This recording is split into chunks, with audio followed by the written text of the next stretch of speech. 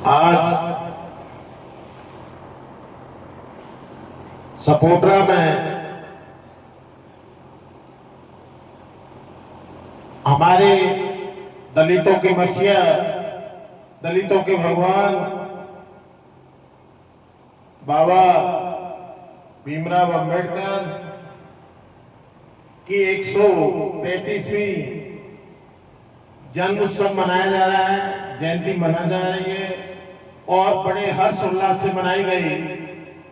ये हमारी सपोटरा के क्षेत्र के बड़ा भाग्य है और हम हमारा भी भाग्य मानते हैं कि एक हमारे महापुरुषों के लिए आपने सहयोग किया, आपने हमें एक ऐसा मौका दिया जिससे हमारे समाज में जन प्रेरणा जागने की प्रेरणा हो।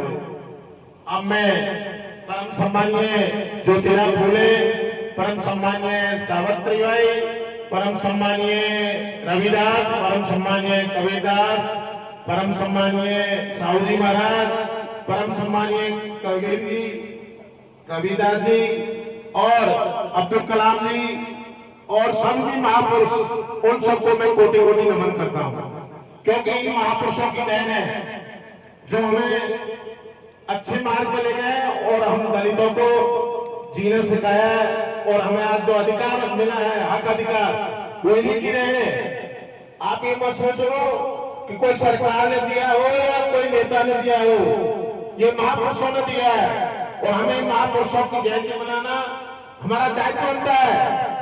अपने माँ बाप औलाद को पैदा करते हैं तो उनकी सेवा करते हैं, इसी तरह इन्होंने भी हमें कुछ सीख दिया है तो इनकी सेवा के लिए तत्पर रहना चाहिए। तो मैं तो यही कहना चाहूंगा और मेरे बैठे हुए हमारे प्रोफेसर हेमराज देवानकर जी,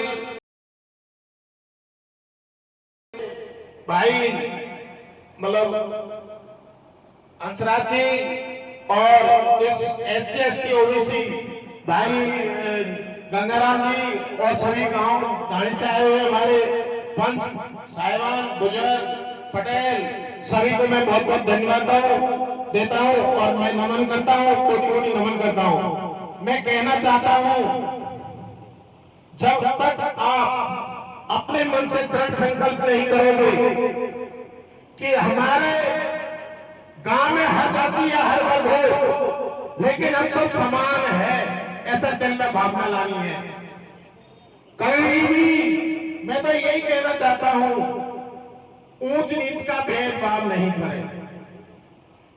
तो जैसे हमारे गांव में 10 जाति रहती है, मैं एक उदाहरण दे रहा हूं, तो मेरा कर्तव्य बनता है कि 10 जातियां ही मेरी भाई है, मेरे साथी है, मेरा परिवार है, उसको एक अपना बना के अपने दिल से चाहोगे तो आप बहुत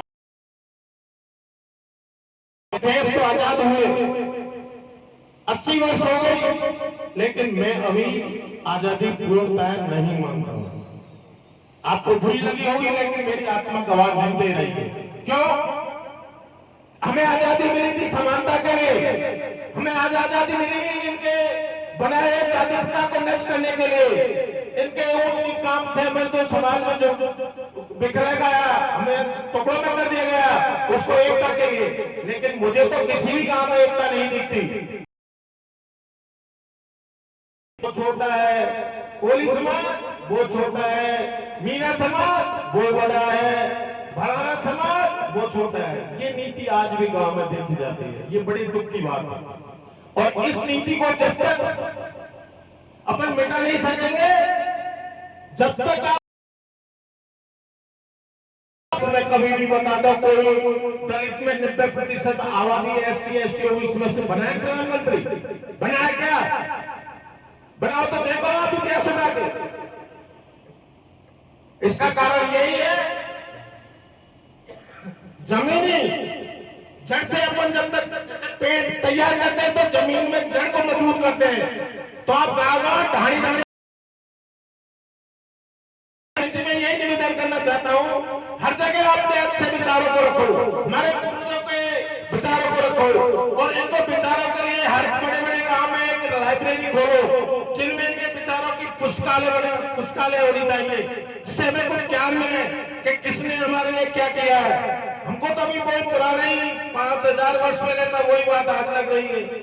मैं तो कहना चाहता हूँ अगर अपन को आगे बढ़ना है, आज हम तो बढ़ गए, हम पढ़ गए, नौकरी से रिटायर हो गए, लेकिन नहीं, मैं नहीं मानता हूं कि मुझे कुछ हक अधिकार मिला है। जब तक तुम गांव में भेदभाव को नहीं मिटाओगे और अपने हक अधिकार को नहीं लोगे, बाबा साहब ने जो अधिकार दिया था वोट का अधिकार, वो हमें अभी आज भी पूरा प्राप्त नहीं हुआ है। कैसे कि आप जो सोचो कि अगर हक अधिकार मिल गया तो भाई हमारी आबादी 90% है, हमको राजा क्यों बनाया गया, हमें प्रधानमंत्री क्यों बनाया गया, बताओ।